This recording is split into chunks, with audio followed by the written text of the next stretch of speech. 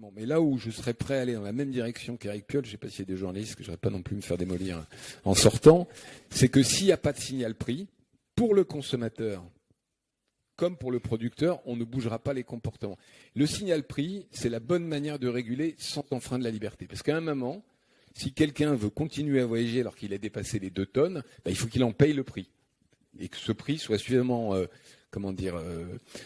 dissuasif pour que globalement les comportements baissent.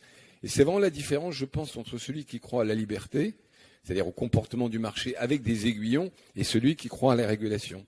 Donc ça met en lumière deux fondamentalement à la liberté.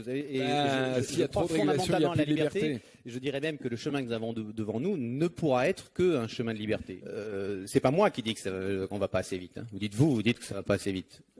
C'est aujourd'hui la loi. Non, c'est pas le GIEC non plus. C'est le Haut Conseil pour le climat qui a été mis en place par le président Macron qui dit qu'on va 2 fois moins vite que ce qu'on devrait. Et c'est les engagements de la France.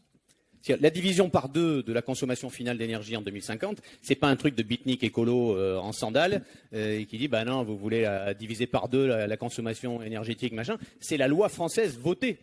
C'est la loi française votée. Donc aujourd'hui, moi, je demande juste, en fait, à ce que déjà on respecte les engagements de la France qui pour l'instant ne sont pas tenus. C'est que pour atteindre nos objectifs, nous, il va falloir dépenser 40 milliards. On les a pas. C'est pour ça qu'on réclame des baisses d'impôts de production.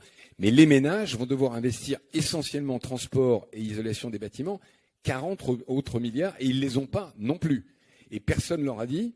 Et en plus, alors je vais faire mon gauchiste de base. Et en plus, c'est proportionnel au revenu. Enfin, c'est disproportionnel au revenu, plus exactement. C'est-à-dire qu'évidemment, en part du revenu disponible ou du patrimoine à investir, c'est plus fort dans les ménages modestes que dans les ménages aisés.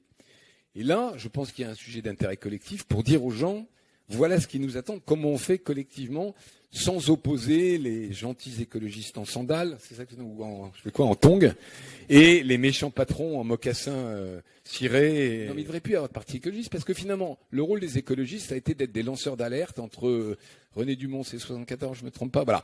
Depuis René Dumont, jusque où on a commencé à prendre sérieusement les choses, moi je dirais il y a 5-6 ans, le monde économique a commencé à se mobiliser, vous avez eu un rôle de lanceur d'alerte extrêmement utile.